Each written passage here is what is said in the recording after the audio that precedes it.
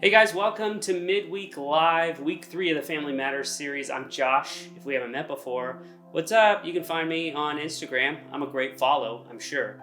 But more importantly, I'm a pastor here at Spring Creek, and I love getting to share from God's Word and encourage people with whatever they're going through. And as we talk about family matters, what it looks like for the family to matter and the different matters that our families are going through, I think it's cool to come to this place where we're discussing a reality of life. And that reality is change. We're all familiar with the fact that things change. We've experienced change time and time again. You probably don't listen to the same music that you listened to even last year. I'm old and I still listen to new music. I'm super hip as well, so I listen to the newest music if you want any good song suggestions. You probably don't wear the same clothes that you wore in 5th grade.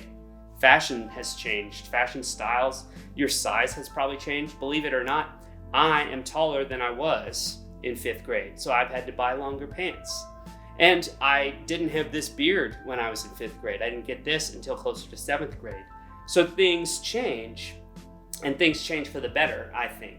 And there's things we can plan on changing. Thankfully, we don't look like we did in 5th grade. We don't listen to the same music we did. We don't behave the same way. There are positive changes that we go through together. There's positive changes that we can celebrate together.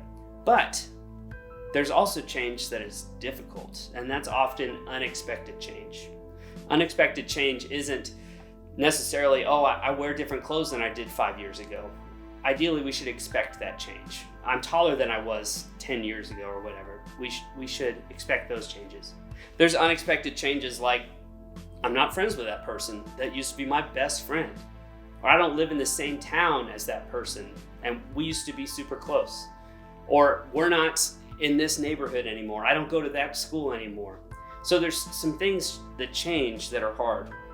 Sometimes it's a family change that we didn't expect. Maybe your parents split up, they went through a divorce, and you didn't expect that to change.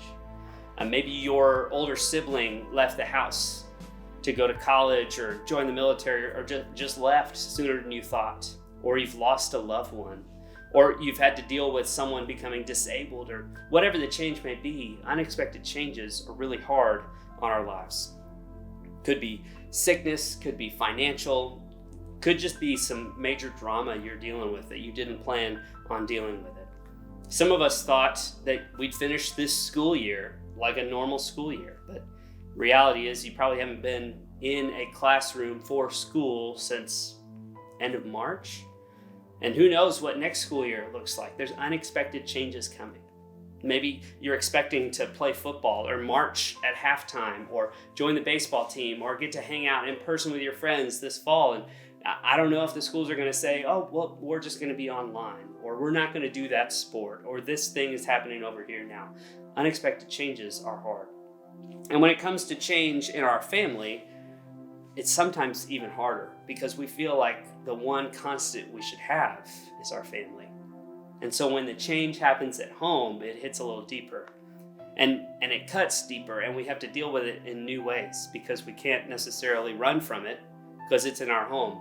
And right now, many of us are home more than ever, more than we even expected to be. So when change hits home, it's hard to run from it, and we should face it.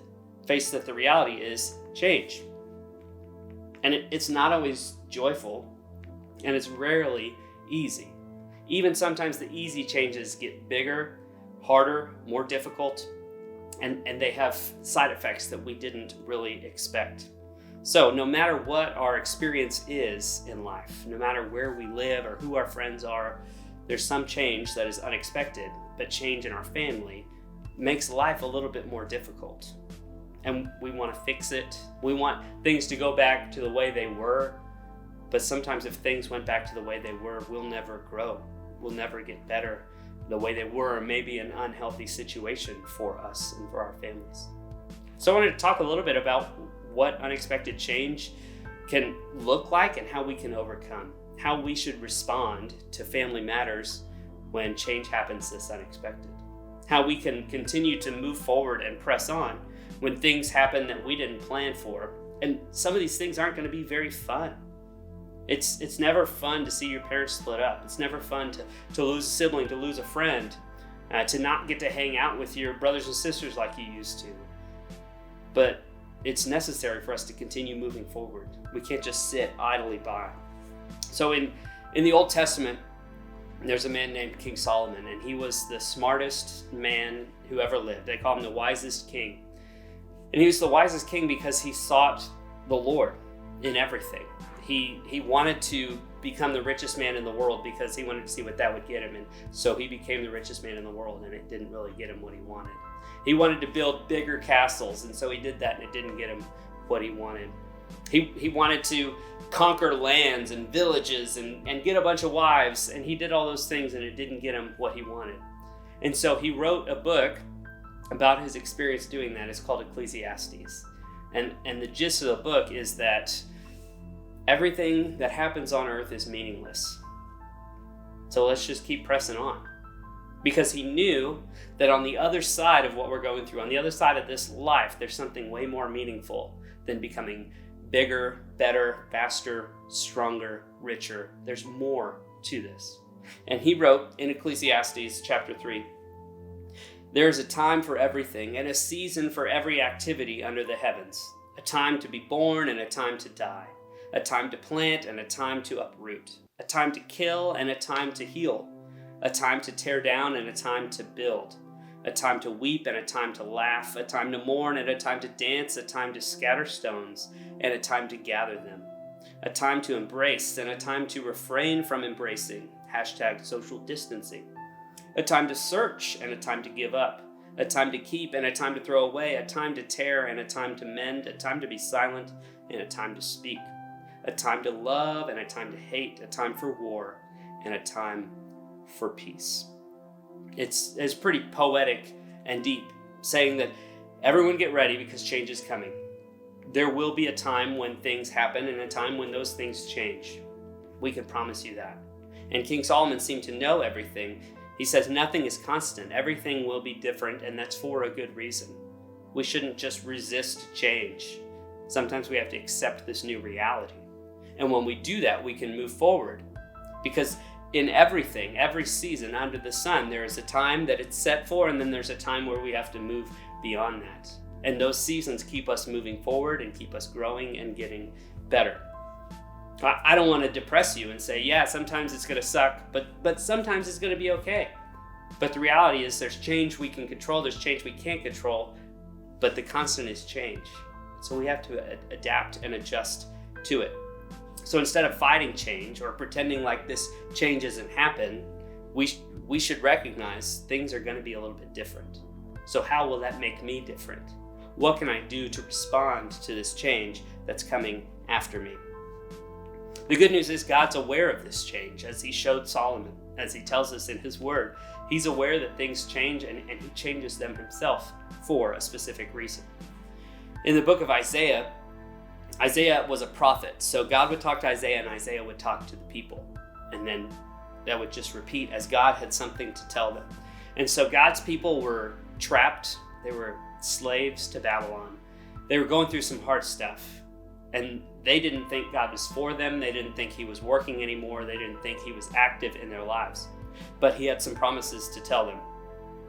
In the midst of all their craziness, in Isaiah chapter 43, verse 2, he says, "When you pass through the waters, I will be with you.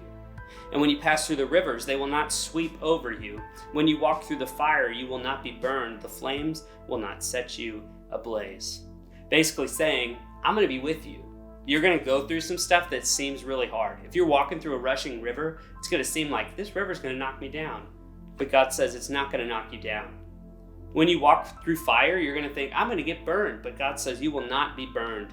The flames will not set you ablaze. So in every single change we go through, in every moment of our lives, God is with us. Whether we're walking through fire or we're walking through fields of gold, God is with us. And so I want you to consider what change you might have experienced in the last year in your family life. You're spending more time with your family, or you're trying to find ways to spend less time with your family. What does this change cause in you? And how do you respond to it? Have you seen God work in the change that you're going through? Because when your family changes, your mindset matters.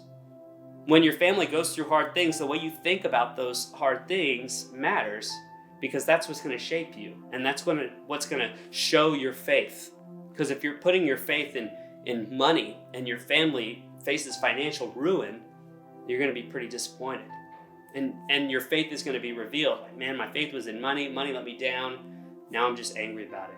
But when your faith is in God and you know that God is constant amidst all this change, and yeah, I thought this would happen differently and it didn't, but God still got me. And while our families might not be constant, we do have constant support from our families, but even more so, we have constant support from God, because He's with us when we go through that pain, that suffering. So there's 3 things I want you to remember, and one of those is that change will happen. You can look for it, you can plan for it. Every week is going to be a new week. There's going to be things that happen. Friends will come, friends will go. Your family will go through hard times, your family will go through easy times.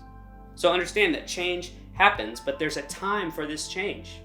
It's not surprising to God that change happens. We can get excited that God is still in control amidst the change.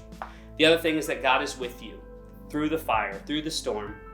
God is with you when you're straight chilling with your homies. God can be with you. I know you hated that I said that, but He's with us at all times. So even though we can't control change and I can't plan on change, it happens.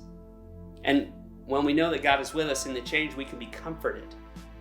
I was reading in Psalm 46 and preparing for another message that God does comfort us. He's our refuge, a safe place to go when we can't control what's going on. And when we take refuge in Him, when we hide with Him, when we hang out with Him, when we lean into Him and trust Him, He gives us strength to face whatever we're going through. And that's powerful. And then He says, be still and know that I'm God. And when you're still, when you're practicing a pause and you recognize that God is God, He will work and He'll give you strength to overcome these difficult changes that are going on in your life, whether you planned them or not. And God can use change to change you. Almost every great movie you've ever seen, the main character goes through a tough change that actually made them better. So this change is your chance to be the main character where God will make you better. And even more so, what if this change causes you to lean into the real main character, to trust Jesus with your situation, to grow in your faith, to get bolder, to get stronger, to lean more on Him and see how much He blesses you. Not so that you could get rich, not so that you can get popular or famous, but He'll bless you with peace, with patience. He'll bless you with love, with understanding of your situation. And so your family's going to change. It's going to be hard. Your life's going to change. It's going to be hard, but God is with you. And God uses change to change us for the better. Not because He doesn't love us the way we are, but because He's got bigger plans than what we could ever imagine for us. So I'd like to close our time in prayer and hope that you would go from here and reflect on how God might be working in your change for big blessings for you. Let's pray. God, I thank You so much for planning times for everything. Good times, bad times, happy times, sad times. Would You continue to bless us in each time with the awareness that You're at work and that You're with us. You're sitting with us in the hard times. You're sitting with us in the easy times. And would You work and make Yourself known in the time that we're in right now? So I pray for everyone that hears from Your word today, that they'd be encouraged, that they'd be drawn to praise You more and trust You more. So would You continue to meet us where we are and love us with the love that You give. We thank You for Jesus and pray in His name. Amen. Thank you guys for sticking around. I might have been talking for an hour. I don't even know. I just got on a roll, but I was excited to share with you guys. I hope this encourages you. If you have any questions, feel free to send us a message and we'd love to connect. Hey guys, some fun announcements. We don't want you to miss out on anything that is going on around here. We want to hang out, we want to have fun times and challenge and bless you. So if you're in high school, text the letters HS to 96995. Or if you're in middle school, text the letters MS to 96995. And you'll get texts about what's going on and opportunities where we can connect and hang out and encourage each other. So don't miss out on that. Send us a text. We'd love to stay in touch. Y'all have a great week.